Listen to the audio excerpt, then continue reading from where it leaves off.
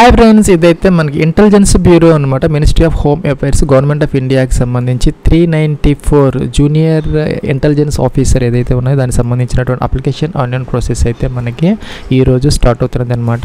23 August 2025 ఇంకా 14 September 2025 11:59 PM దాకా అయితే అవకాశం అయితే ఉంటుంది. ఫ్రెండ్స్, ఇక్కడ మనకు హెల్ప్ డెస్క్ అయితే ఇచ్చారనమాట. మీకు ఏదైనా క్వరీస్ కావాలంటే వీళ్ళని కాంటాక్ట్ అయితే చేసుకోవచ్చు. ఇంకా అప్లికేషన్ ఆన్లైన్ ప్రాసెస్కి సంబంధించి మొదట అయితే అందరూ కూడా రిజిస్టర్ అయితే అవ్వాలన్నమాట. ఇక్కడ క్లిక్ హియర్ ఫర్ రిజిస్ట్రేషన్ అని ఉంది, దీని మీద క్లిక్ చేసి మొదట రిజిస్టర్ అయితే అవ్వాలి.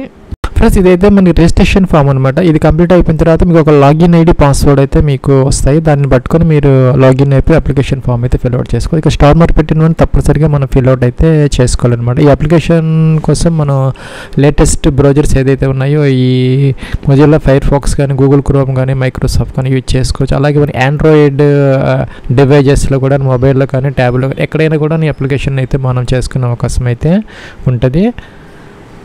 మీన్స్ ఇక్కడైతే మనం పోస్ట్ నేమ్ సెలెక్ట్ ఒకే ఒక పోస్ట్ అనమాట. Junior intelligence officer grade 2 technical కిందకి అయితే వస్తాయి. వచ్చేసరికి మనకి ఇవి general central service, group C, non gazetted, non ministerial అనమాట. ఇక్కడ యూఆర్లో 157 ఉన్నాయి, ఈడబ్ల్యూఎస్లో 32 ఉన్నాయి, ఓబీసీలో 117, ఎస్సీలో 60, ఎస్టీలో ఒక 20, టోటల్గా 394 అయితే ఉన్నాయి. ఒకటే ఒక పోస్ట్ అనమాట. అదైతే మీరు సెలెక్ట్ చేసారు. పోస్ట్ కూడా ఆటోమేటిక్గా అయితే వస్తుంది. మీ యొక్క నేమ్ అనమాట, అంటే 10th క్లాస్ సర్టిఫికేట్ ప్రకారం ఎలా ఉందో యాజ్ ఇట్ ఈజ్గా మిస్టేక్స్ లేకుండా ఇది మనం ఎంటర్ అయితే చేసుకోవాలి. ఇదైతే మనం తర్వాత చేంజ్ చేసుకునే అవకాశం అయితే ఉండదు. సో జాగ్రత్తగా అయితే చెక్ చేసుకొని అన్నీ కూడా మనం ఎంటర్ అయితే చేసుకోవాలి. మీకు 10 డిజిట్ మొబైల్ నెంబర్ ఎంటర్ చేయాలి. సెకండ్ టైం కన్ఫర్మ్ అయితే మనం చేసుకోవాలి. ఇంకా సెకండ్ ఆల్టర్నేటివ్ మొబైల్ నెంబర్ ఏదైనా ఉంటే ఎంటర్ చేసుకోవచ్చు, లేకపోతే ఆప్షన్ అనమాట. స్టార్ మార్క్ లేదు కాబట్టి ఈమెయిల్ ఐడి అయితే ఇక్కడ మనం ఎంటర్ అయితే చేసుకోవాలి. ఈ మొబైల్ నెంబర్, ఈమెయిల్ ఐడి అనేవి మనకి జాగ్రత్తగా అయితే ఎంటర్ చేసుకోవాలి. దీని ద్వారానే మనకి ఈ యొక్క అప్డేట్స్ అన్నీ కూడా వీళ్ళ దగ్గర నుంచి వస్తూ ఉంటాయి. కాబట్టి వీటిని మనం ఈ రిక్రూట్మెంట్ ప్రాసెస్ అయ్యేదాకా కూడా జాగ్రత్తగా అయితే అటు పెట్టుకోవాలి, మిస్టేక్స్ లేకుండా చూసుకోవాలి. ఇక్కడ జనరేట్ ఓటీపీ అని ఉంది.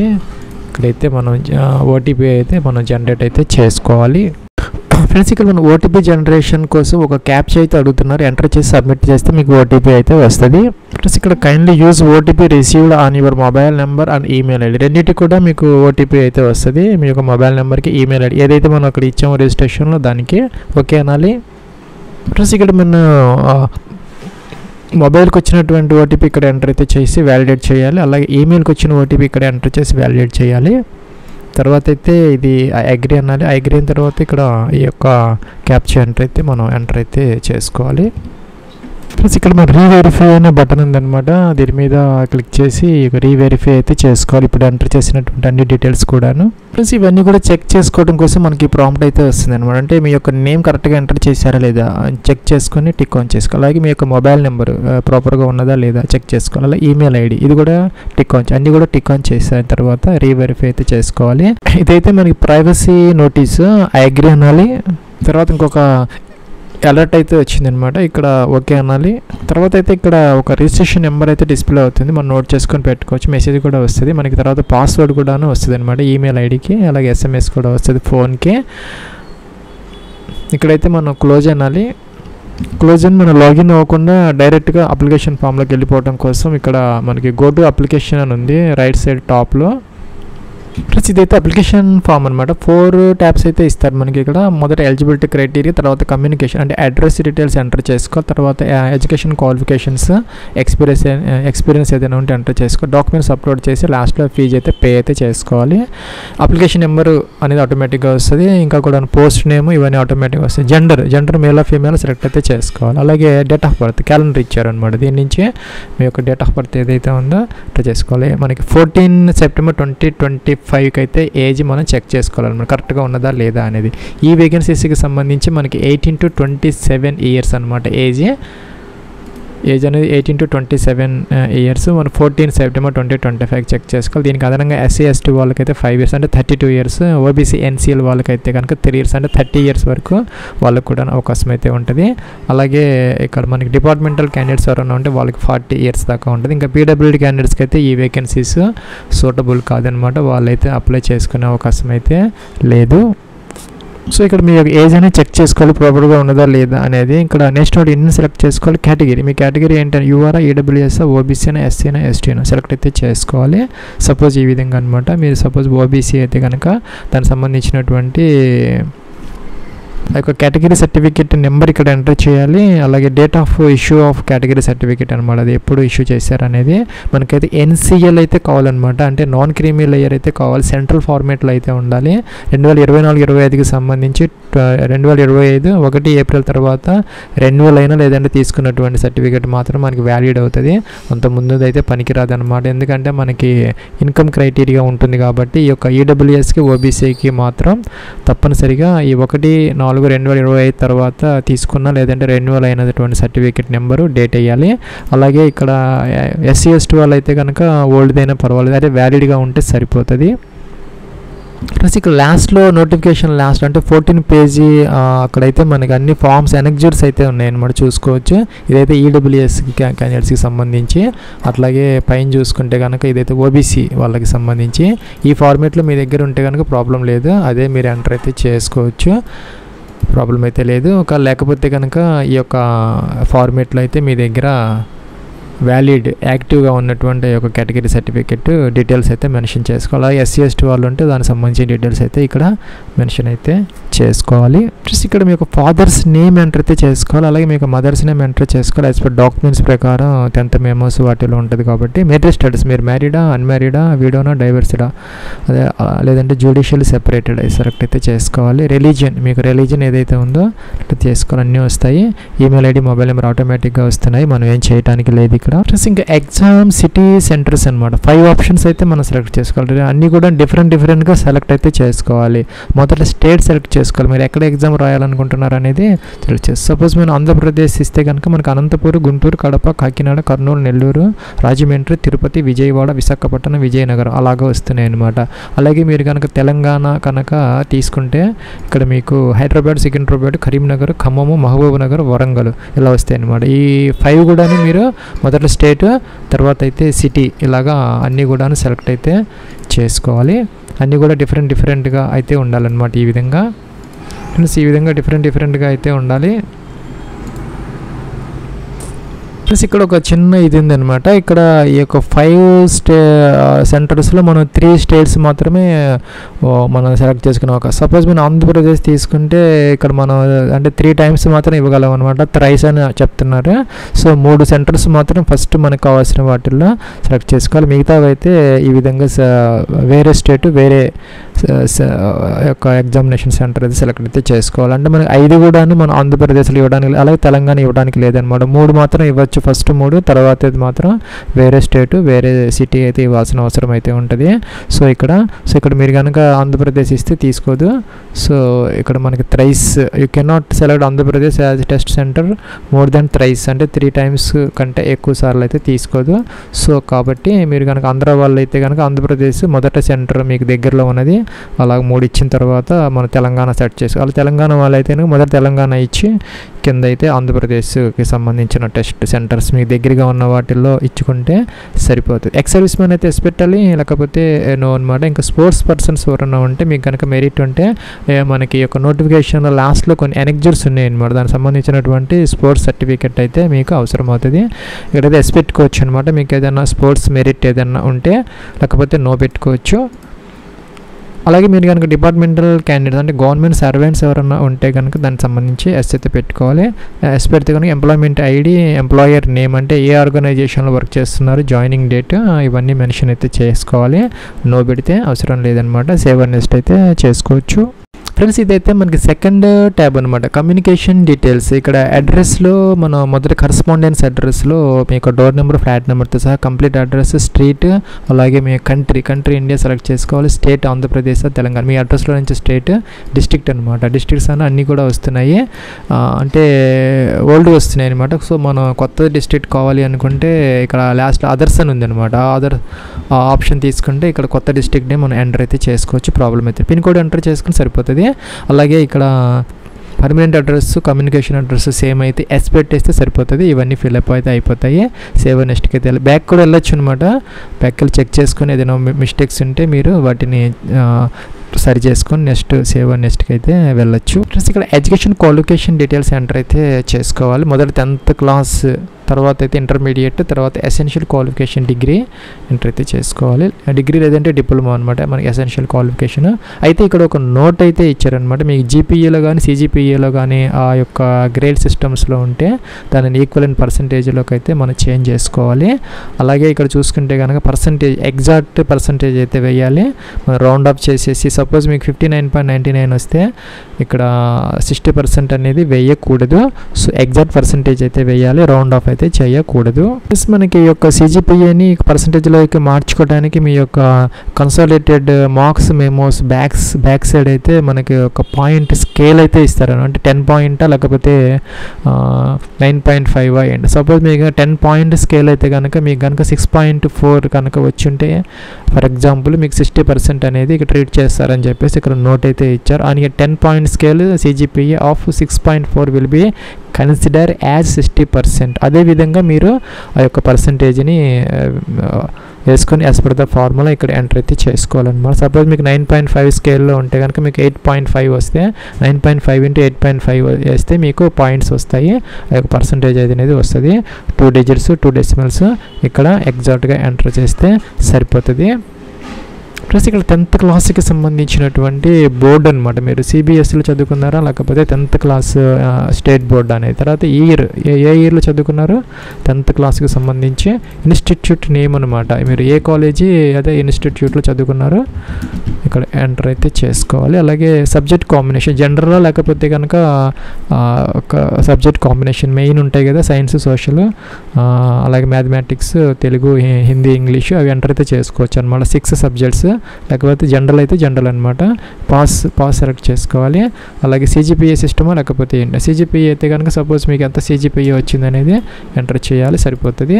లేదా పర్సంటేజ్ కనుక మీరు కనుక ఎంటర్ చేస్తే ఎంత పర్సంటేజ్ వచ్చింది అనేది ఎగ్జాక్ట్గా ఎంటర్ చేసుకుంటే సరిపోతుంది. ఇంటర్మీడియట్ బోర్డు అనమాట. ఏ బోర్డులో చదువుకున్నారు సపోజ్ ఆంధ్రప్రదేశ్ అయితే కనుక Andhra Pradesh board of intermediate education select చేసుకోవాలి. పర్సంటేజ్ కాదు, year of passing of intermediate అనమాట. ఇక్కడ ఏ ఇయర్లో పాస్ అయ్యారనేది చేసుకోవాలి. అలాగే కాలేజీ నేమ్, ఏ కాలేజీలో మీరు ఇంటర్మీడియట్ చదువుకున్నారు, సబ్జెక్ట్ అనమాట. సబ్జెక్ట్ సైన్స్లో చదువుకున్నారా లేకపోతే కామర్స్ అంటే ఆర్ట్స్ సిఈసి ఉంటుంది కదా, సిఈసినా లేకపోతే సైన్స్ గ్రూప్స్ అయితే కనుక సైన్స్ తీసుకోవాలి. ఇంకా కామర్స్కి సంబంధించిన వాటిల్లో ఇంటర్మీడియట్ చేస్తే సెకండ్ తీసుకోవాలి. ఆర్ట్స్కి సంబంధించిన వాటిల్లో అయితే కనుక తీసుకోవాలన్నమాట. ఇంకా క్వాలిఫైడ్ పాస్ పెట్టుకోవాలి. అలాగే పర్సంటేజ్ సిజిపి ఇందాకట్లాగానే పర్సంటేజ్ అయితే పర్సంటేజే, అలాగే సిజిపిఏ అయితే కనుక సిజిపిఏ డైరెక్ట్గా మీరు ఇట్లాగైతే వేసుకోవచ్చు.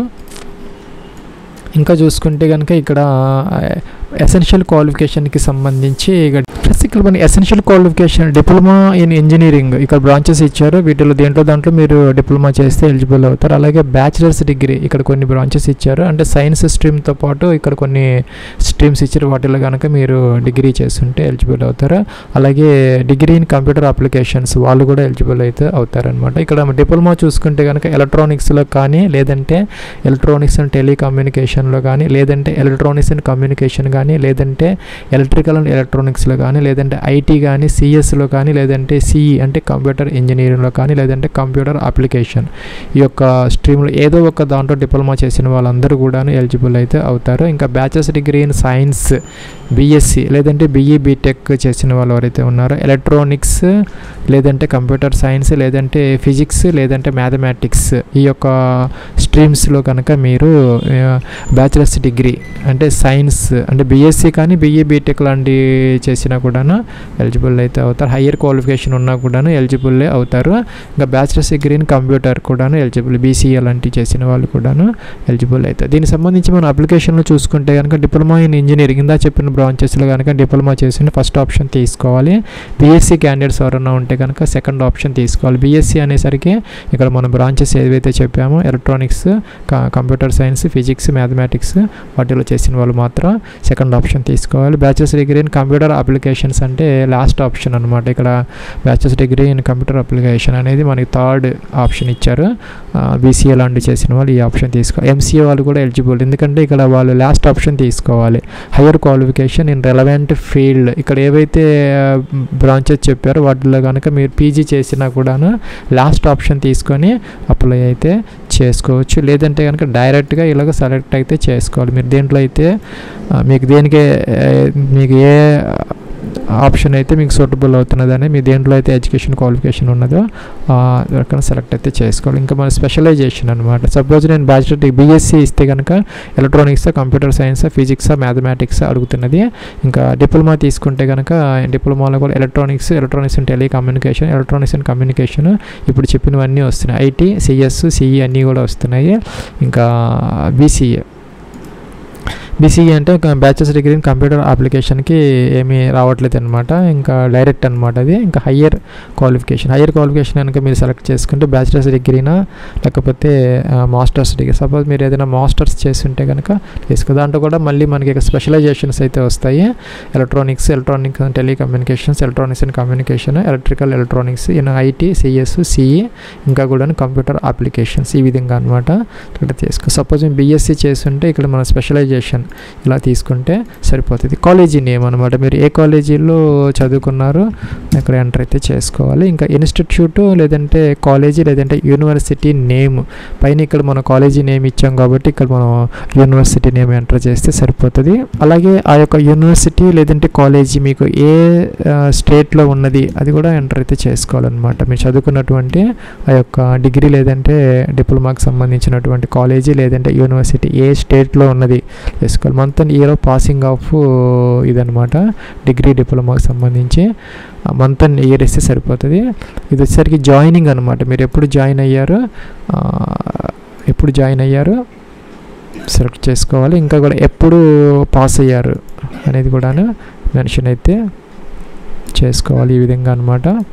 ప్లస్ ఇక్కడ క్వాలిఫైడ్ పాస్ తీసుకోవాలి. ఇందాకట్లాగా పర్సంటేజా లేకపోతే సిజిపిఏ సిస్టమ్. పర్సంటేజ్ అయితే డైరెక్ట్గా పర్సంటేజ్ మీరు ఇక్కడ మెన్షన్ చేస్తే సరిపోతుంది, రౌండ్ ఆఫ్ చేయకుండా ఎగ్జాక్ట్గా వేసారు. ఇంకా అడిషనల్ క్వాలిఫికేషన్ ఏదైనా ఉంటే ఇక్కడ ఎంటర్ అయితే చేసుకోవచ్చు, లేకపోతే వదిలేసుకోవచ్చు. ఇంకా కిందకైతే వచ్చేయచ్చు. ఇంకా కూడా మీకు do you have knowledge of foreign లేదంటే local language except English and Hindi, అంటే హిందీ ఇంగ్లీష్ కాకుండా మీకు వేరే లాంగ్వేజెస్ లోకల్లో కానీ ఫారెన్లో కానీ ఏదైనా వచ్చి ఉంటే కనుక ఎస్ పెట్టుకోవచ్చు. మనకి తెలుగు అనేది తప్పనిసరిగా వస్తుంది కాబట్టి మనం తెలుగు పెట్టుకోవచ్చు. ఎక్సెప్ట్ హిందీ ఇంగ్లీష్ కాకుండా కాబట్టి మనం పెట్టుకోవచ్చు. మీరు ఏదైనా ఫారెన్ లాంగ్వేజెస్లో మీకు ఏదైనా నాలెడ్జ్ ఉంటే అది కూడా ఎంటర్ అయితే చేసుకోవచ్చు. ప్లస్ ఇంకా కూడా వర్క్ ఎక్స్పీరియన్స్ ఏదైనా ఉంటే ఎంటర్ చేసుకోవచ్చు అనమాట. ఇక్కడ యాడ్ న్యూ రో అంటే రోస్ వస్తాయి, మీరు ఎంటర్ చేసుకోవచ్చు. ఎక్స్పీరియన్స్ అయితే అవసరం లేదు ఈ పోస్ట్కి, మీరు సేవ్ నెక్స్ట్కి అయితే వెళ్ళచ్చు. ప్లస్ ఇదైతే లాస్ట్ ట్యాబ్ అనమాట. ఇక్కడ చూసుకుంటే మీరు ఫోటో అప్లోడ్ చేయాలి, సిగ్నేచర్ అప్లోడ్ చేయాలి. ఇక్కడ టూల్ టిప్ ఉందన్నమాట. ఇక్కడ దీని మీద కనుక మీరు కనుక మౌజ్ మూవ్ చేస్తే ఇక్కడ మీకు కొన్ని డీటెయిల్స్ అయితే వస్తాయి. లైట్ లేదంటే వైట్ బ్యాక్గ్రౌండ్ ఉండేలాగా చూసుకొని జేపీజీ ఫార్మేట్లో మీ యొక్క latest colour passport size photograph 100 KB నుంచి 200 KB వరకు అలౌ చేస్తారు. ఇక్కడ క్లిక్ హిట్ అప్లోడ్ అని ఉంటుంది అనమాట. ఇక్కడ డ్రాగ్ అండ్ డ్రాప్ చేసుకోవచ్చు, లేదంటే కనుక ఫైల్ని సెలెక్ట్ అయితే మీరు చేసుకునే అవకాశం అయితే ఉంటే 3.5 x 4.5 cm ఉండేలాగా చూసుకోవాలి. సిగ్నేచర్ కూడాను మనకి మినిమం 80 మ్యాక్సిమం 150 ఉండాలి. అంటే 80-150 మధ్య ఉన్నటువంటి ఫైల్ మాత్రమే జేపీజీ ఫార్మాట్ అలౌ చేస్తారు.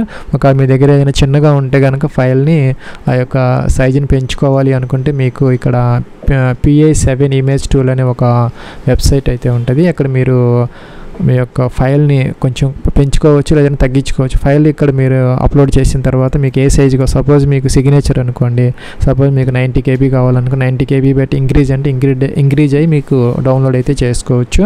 అలాగే ఫోటోగ్రఫీకి సంబంధించి కూడా మనకి మినిమం 100 ఇచ్చారు, మ్యాక్సిమం 200 ఇచ్చారు. కాబట్టి మనం ఇక్కడ ఒక 150 పెట్టుకొని ఇక్కడ మనం ఒక 150 పెట్టుకొని ఆ ఫైల్ని సేవ్ చేసుకొని ఈజీగా అప్లోడ్ అయితే చేసుకోవచ్చు ఎటువంటి ప్రాబ్లమ్స్ లేకుండా.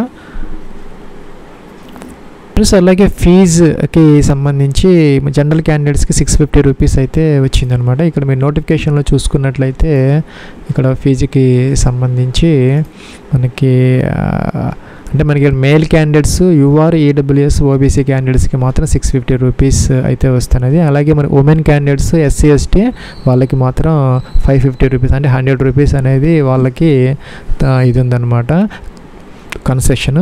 మిగతా వాళ్ళందరూ కూడాను అంటే male candidates UR EWS OBC వాళ్ళైతే 650 పే చేయాలి, మిగతా వాళ్ళందరూ 550 రూపీస్ పే చేయాలి. ఇక్కడ చూసుకుంటే మీరు ఆన్లైన్లో పే చేయాలి, ఆన్లైన్ అనేది సెలెక్ట్ అయితే చేయాలి. అలాగే ఇక్కడ డిక్లరేషన్స్ ఉన్నాయి, అన్నీ కూడా టిక్ ఆన్ చేయాలి. ఆన్ చేసిన తర్వాత క్యాప్చా ఎంటర్ చేసిన తర్వాత ఇక్కడ ప్రివ్యూ చూసుకొని తర్వాత అప్లికేషన్ ఫామ్ అయితే సబ్మిట్ అయితే చేయాలి. ప్లస్ ఇక్కడ ఫోటోగ్రాఫ్ సిగ్నేచర్ అప్లోడ్ చేసిన తర్వాత వ్యూ అని ఉంటుంది అనమాట. ఫోటో వ్యూ ఉంటుంది, సిగ్నేచర్ వ్యూ ఉంటుంది. తప్పనిసరిగా మీరు వ్యూ ఓపెన్ చేసి వ్యూ చెక్ చేసుకొని ఉంటే కానీ మీకు తర్వాత స్టెప్కి అయితే వెళ్ళదు. సో జాగ్రత్తగా అది మీరు ఓపెన్ చేసి చూసుకొని పర్ఫెక్ట్గా అప్లోడ్ చేశారా లేదా ఎగ్జాక్ట్ ఫైల్ అనేది ఇక్కడ ప్రివ్యూ అయితే చెక్ చేసుకోవచ్చు. ప్లస్ ఇక్కడ ఓకే అనే బటన్ ఉంది, ఓకే చేసుకోవాలి. సో అన్నీ చెక్ చేసుకున్నారు కాబట్టి ఏదైనా మిస్టేక్స్ ఉంటే బ్యాక్ అనే బటన్ ఉంది, బ్యాక్కి వెళ్ళొచ్చు. అన్నీ కూడా మోడిఫై చేసుకొని అన్నీ కూడా ప్రాపర్గా ఉంటే సబ్మిట్ అయితే చేసుకోవాలి. తర్వాత అయితే ఎడిట్ ఆప్షన్ అయితే ఉండదు. సబ్మిట్ అంటే ఒక ఇది వచ్చిందనమాట, ఇన్స్ట్రక్షన్స్ ఐ అగ్రీ అనాలి. ఇక్కడ ఇదైతే మనకి డైరెక్ట్గా యొక్క ఫీజ్ ఒక గేట్వేకి వెళ్ళిపోయింది. ఇక్కడ చూసుకుంటే మీరు స్టేట్ బ్యాంక్ నెట్ బ్యాంకింగ్ ఏదైనా ఉంటే మీకు 0 ఛార్జెస్, అలాగే అదర్ బ్యాంక్ నెట్ బ్యాంకింగ్ ఏదైనా ఉంటే 6 రూపీస్ ఛార్జ్ చేస్తారు. అలాగే మీ దగ్గర కనుక ఎస్బీఐ డెబిట్ కార్డ్స్ ఉన్నా కూడా 0 ఛార్జెస్, ఇంకా అదర్ బ్యాంక్ డెబిట్ కార్డ్స్ అంటే ఏటీఎం కార్డ్స్ ఏదైనా ఉన్నా కూడా 0 ఛార్జెస్తో మీరు ఫీజు అయితే పే చేస్తారు. ఇంకా కూడా క్రెడిట్ కార్డ్స్ ఏదైనా ఉంటే మీ దగ్గర ఒక 12 రూపీస్ అయితే ఛార్జ్ చేస్తారు. యూపీఐ ఉంది 0 అనమాట. దీని ద్వారా కూడా మీరు ఫీజు అయితే పే అయితే చేసుకోవచ్చు. అదే ఫ్రెండ్స్ మనకి ఈ యొక్క 394 వేకెన్సీస్ ఏవైతే ఉన్నాయో junior intelligence officer in IB intelligence బ్యూరోకి సంబంధించి application online process. Last date వచ్చేసరికి 14 సెప్టెంబర్ 2025 11:59 PM అనమాట. దీనికి సంబంధించి మన ఎడిట్ ఆప్షన్ అయితే ఏం లేదు, జాగ్రత్తగా చెక్ చేసుకొని మీరు అప్లికేషన్ ఫామ్ సబ్మిట్ అయితే చేసుకోవచ్చు. Wish all the best and success.